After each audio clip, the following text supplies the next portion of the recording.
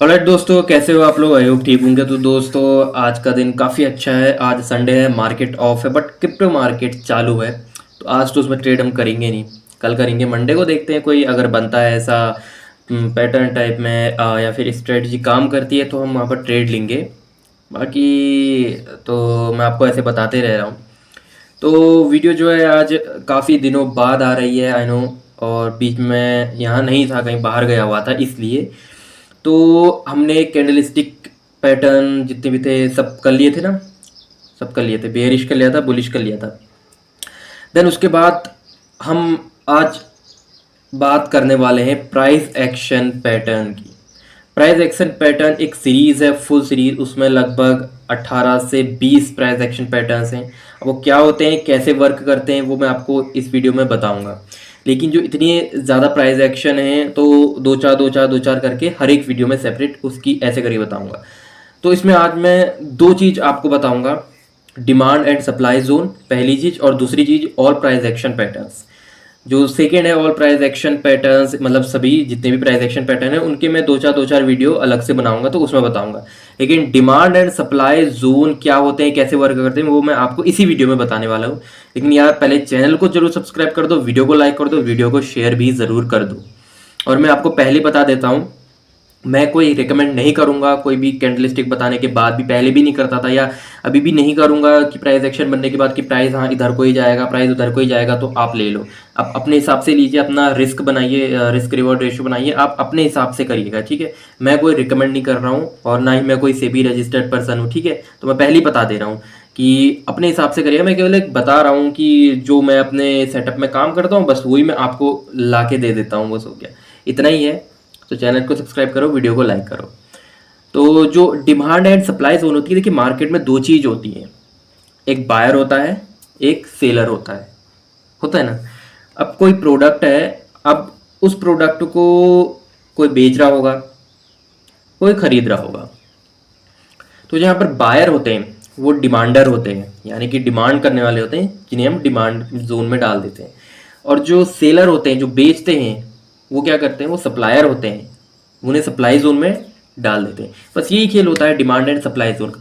जैसे आप मार्केट में जाते हैं, आप कहीं शॉप में जाते हैं, कोई चीज़ आप परचेस करते हैं तो आप खरीदते हैं ना, तो आप क्या है, बायर हैं। आप क्या है, बायर है। इसके बाद आप क्या है, डिमांडर हैं। आप डिमांड कर रहे हैं कि मुझे ये चीज़ चाहिए, मुझे ये चीज़ चाहिए। आप मान लीजिए 50 रुपए का कोई बिस्किट है, आपको वो चीज़ चाहिए, आपने डिमांड की, अपने मन में डिमांड की, हाँ कि मुझे चाहिए चाहिए। आप क्या गए, मार्केट में गए, दुकानदार के पास गए, शॉप में गए, आपने दुकानदार से क्या मांगा, 50 रुपए का बिस्किट मांगा कि भैया मुझे 50 रुपए का बिस्किट दे दीजिए। तो आपने क्या किया, अपनी डिमांड जाहिर की कि मेरी डिमांड ये है कि मुझे 50 रुपए का बिस्किट चाहिए।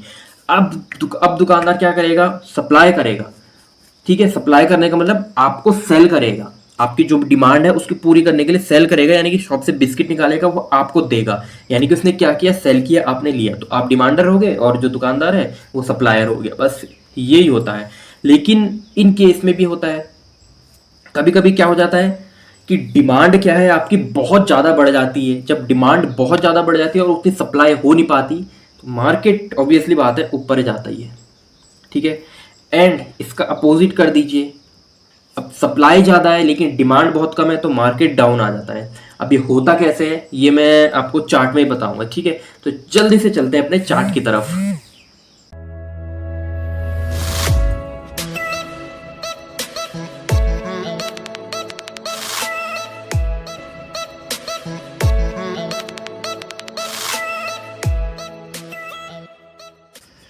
तो दोस्तों यहाँ पर मैंने कुछ चीज़ लिखी हुई है, ये देखिए, यह है स्ट्रेंथ ऑफ डिमांड जोन। मैं एक ही चीज़ बताऊंगा, स्ट्रेंथ ऑफ डिमांड जोन, इसके अपोजिट आप कर देंगे तो वो बन जाएगा स्ट्रेंथ ऑफ सप्लाई जोन, ठीक है। बस हो गया। अब आपको ये बॉक्स के अंदर कुछ चीज़ें दिख रही होंगी, इसको देख के बहुत सारे लोग घबरा गए होंगे, आई थिंक, हो सकता है ना, क्योंकि घबरा जाते हैं कि पता चल, घबराना मतलब कि हम इसको कर पाएंगे या नहीं, ऐसा घबराना नहीं कि हाँ हाँ मैं डर गया हूँ वाला हिसाब नहीं होता। घबराना मतलब कि हम इसको कैसे कर पाएंगे, हम इसको जान पाएंगे नहीं। मैंने यहाँ पर कुछ चीज़ें लिखी हुई हैं, वीक, स्ट्रॉन्ग एंड स्ट्रॉन्गर, वे क्या होती हैं, और नीचे 3 के 3 डिमांड, ठीक है। अब ठीक है, अब हो गया। अब पहले इसको समझ लीजिए, फिर मैं आपको चार्ट में अच्छे से बता रहा हूँ, ठीक है। मार्केट क्या आई, डाउन में आई, डाउन ट्रेंड में मार्केट आई। देन जब भी ग्रीन कैंडल दिखे तो इसका मतलब वहां पर क्या हो रही है, डिमांड पैदा हो रही है। पहली बात ये समझ लीजिएगा, जब भी ग्रीन कैंडल कहीं पर दिखे तो इसका मतलब क्या है, वहां पर डिमांड है। अब आप देखिए यहां पर दो ग्रीन कैंडल डाउन ट्रेंड के बाद, ठीक है, फिर एक रेड कैंडल, सप्लाई थोड़ा कम हुई, ठीक है, देन फिर एक डिमांड हुई, फिर सप्लाई हुई, फिर डिमांड हुई, फिर सप्लाई हुई। अब क्या है इसमें, थोड़ा सा डिमांड हो रही है, थोड़ा सा सप्लाई हो रही है, थोड़ा सा डिमांड हो रही है, थोड़ा सा सप्लाई हो रही है। तो ये क्या है, वीक डिमांड जोन है। वीक मतलब कमजोर है। अब आप मान लीजिए आप हैं, आप रोज रोज या फिर ये मान लीजिए दो चार दिन में एक एक रुपए की टॉफी लेने जाते हैं दुकान में, तो क्या आपकी डिमांड कम है ना, कि टॉफी डिमांड कम है और वो पूरी हो जा रही है उतनी जल्दी।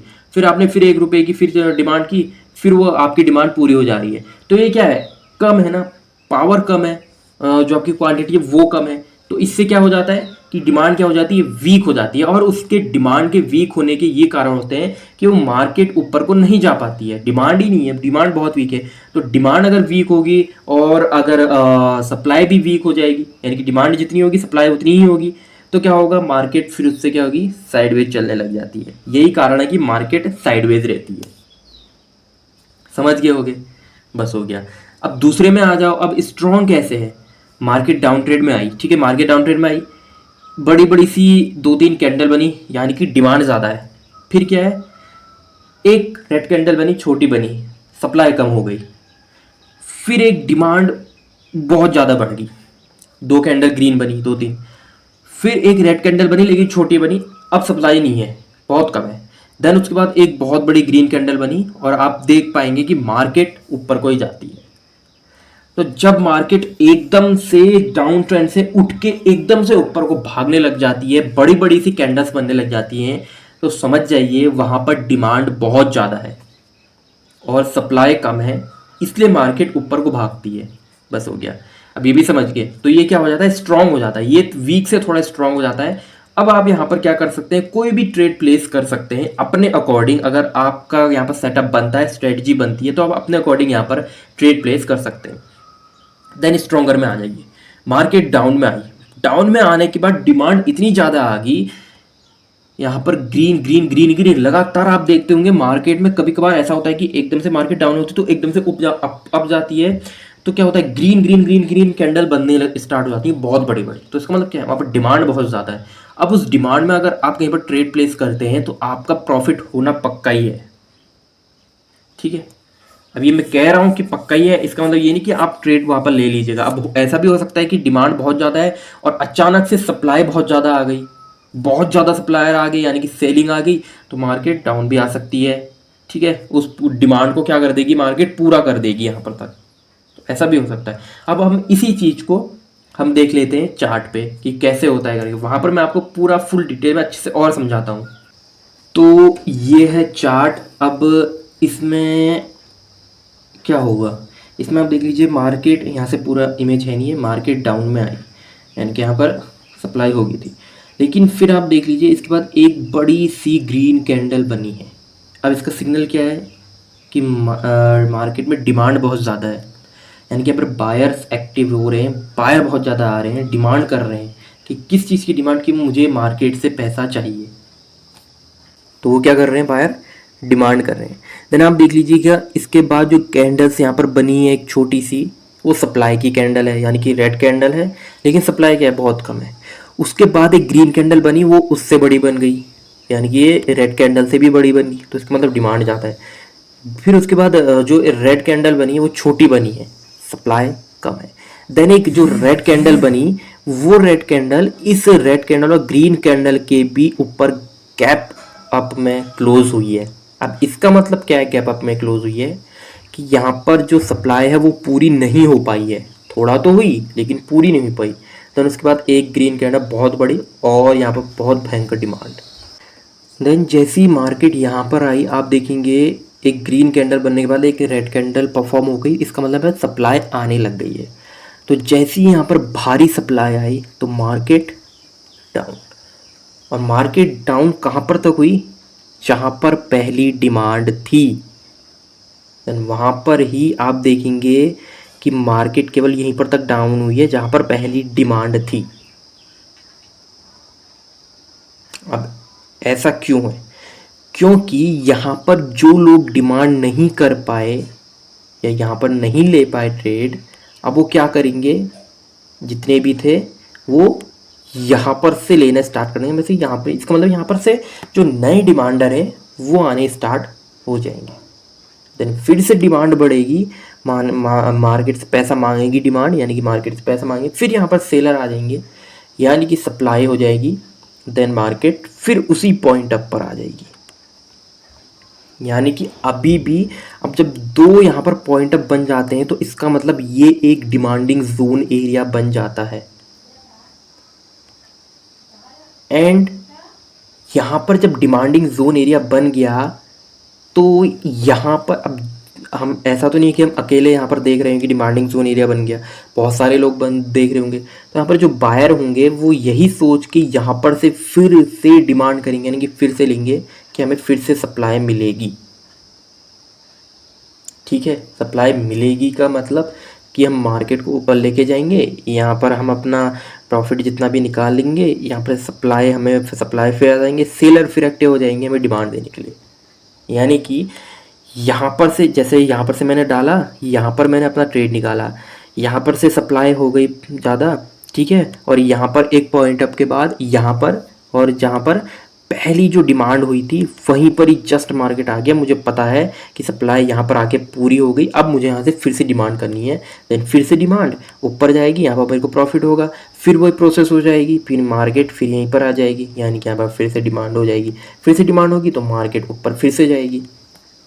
अब यही जो होता है हमारा प्राइस एक्शन में भी लागू होता है। जो भी हम प्राइस एक्शन पैटर्न्स, जैसे कि हम बात करें double top, double bottom, triple top, triple bottom, rising veg, rectangle pattern, ascending, descending, ये सब इसी के कॉन्सेप्ट पर लागू होता है। ठीक है, अब देख लीजिए मार्केट, आप देख लीजिए इस सप्लाई जोन से ऊपर चली गई है। इसका मतलब क्या है कि यहाँ पर सप्लाई हो ही नहीं पाई है ढंग से, कम सप्लाई हुई है, इसलिए मार्केट और सप्लाई ढूंढने के लिए इसके ऊपर चली गई है। अब इसके ऊपर जाने पर एक जोन ऐसा आएगा जहाँ पर बहुत सारे सप्लायर बैठे होंगे, फिर वहाँ से मार्केट फिर डाउन को आएगी। बट क्या हो जाएगा, जो पहले वाला ये सप्लाई जोन एरिया था ये अब डिमांड जोन एरिया में कन्वर्ट हो जाएगा, और ऊपर वाला जो सप्लाई जोन एरिया था वो सप्लाई जोन एरिया ही रहेगा, और नीचे वाला ये डिमांड जोन एरिया, ये क्या है, ये भी जो है अब डिमांड जोन एरिया ही रहेगा। और ये जो नीचे वाला है ये अब स्ट्रॉन्ग बन जाएगा, बहुत ज़्यादा स्ट्रॉन्ग, क्योंकि 3 बार यहाँ पर से डिमांड होके ऊपर गई है। समझ में आ गया होगा।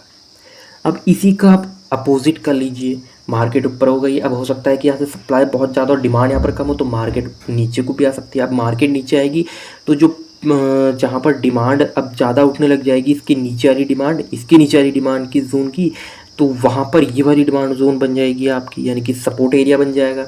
और जो इसके ऊपर का होगा ये क्या बन जाएगा आपके लिए, ये रेजिस्टेंस का एरिया हो जाएगा। और ऊपर के लिए ये पहले से रेजिस्टेंस है, यानी कि ये सप्लाई है, फिर ये डिमांड जोन, ये भी सप्लाई जोन बन जाएगा, और जो इसके नीचे वाला एरिया होगा वो आपके लिए डिमांड जोन हो जाएगा।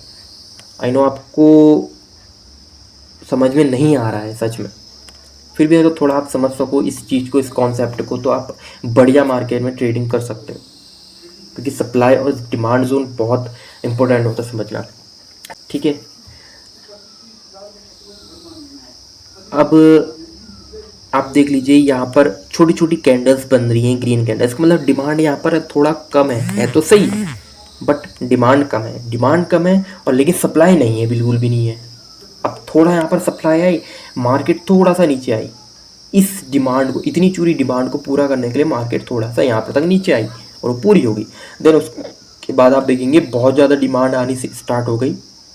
ठीक है, यहाँ पर तक बहुत ज़्यादा डिमांड आई, तो यहाँ पर तक डिमांड आके कम हो गई। क्यों, यहाँ पर जितने भी थे वो अपना प्रॉफिट निकाल के बाहर निकल चुके होंगे, डिमांड ख़त्म, और यहाँ पर से फिर सप्लाई नीचे को आएगी। तो इतना ही समझ लीजिए कि सप्लाई जोन और डिमांड जोन एरिया क्या होता है। डिमांड मतलब बायर, सप्लाई मतलब सेलर, बस हो गया। इतना ही चूरा कॉन्सेप्ट है, ये समझ लिया तो प्राइस एक्शन तो फिर कुछ नहीं है। फिर प्राइस एक्शन में आप ऐसे ही पता लगा लेंगे कि क्या होना है क्या नहीं होना है। प्राइस एक्शन में अगर मैं बात करूँ, ये जो है एक डबल टॉप पैटर्न है। डबल टॉप में ऊपर का ये और ये सेम रहते हैं, ठीक है। अभी डबल टॉप पैटर्न हो सकता था मार्केट यहाँ से नीचे आती, तो मार्केट यहाँ पर से अगर नीचे आती तो ये डबल टॉप पैटर्न हो जाता, बट मार्केट क्या है, डिमांड ज़्यादा है मार्केट में, तो इसलिए मार्केट ऊपर को ही गई। और ये जो है एक ट्रिपल बॉटम पैटर्न भी है, ठीक है। बस हो गया। अभी क्या होते हैं प्राइस एक्शन, ये मैं बताऊंगा आपको नेक्स्ट वीडियो में। तो आप अभी तो चैनल को सब्सक्राइब कर दीजिए, वीडियो को लाइक कीजिए और वीडियो को शेयर भी ज़रूर कीजिए। और अगर समझ में ना आए कोई चीज़ तो कमेंट बॉक्स में पूछ सकते हैं। आपके क्वेश्चन के बेस पर ही मैं जो है आगे वीडियो बनाने की कोशिश करूँगा और अच्छे से उसको एक्सप्लेन करने की कोशिश करूँगा। तो बाकी यही रिकमेंड करूँगा कि जो मैंने चीज़ बताई है उसको आप अप्लाई करें मार्केट में। और जब मैं कहता हूँ कि ऐसे ट्रेड ऐसे प्लेस करो कि आप यहाँ से प्लेस कर सकते हैं करके, जल्दबाजी में ऐसे मत करना कभी भी। कोई भी ऐसे कहता है कि ट्रेड यहाँ से प्लेस करना है, नहीं करना है यहाँ से प्लेस। अपना एनालिसिस जो बताते हैं हम, या फिर जो भी जितने भी लोग मार्केट के बारे में बताते हैं उसके अकॉर्डिंग आप अप्लाई करो, आप एनालिसिस करो। आपको लगता है कि यहाँ से ट्रेड प्लेस हो सकता है आपके अकॉर्डिंग तो ही करिए, वरना ना कीजिए, ठीक है। तो बस यही था। तो मिलते हैं नेक्स्ट वीडियो में, तब तक के लिए हंसते रहिए, मुस्कुराते रहिए। नेक्स्ट वीडियो में बात करेंगे प्राइस एक्शन की। तब तक keep smiling, keep growing, first learning then earning. जय हिंद।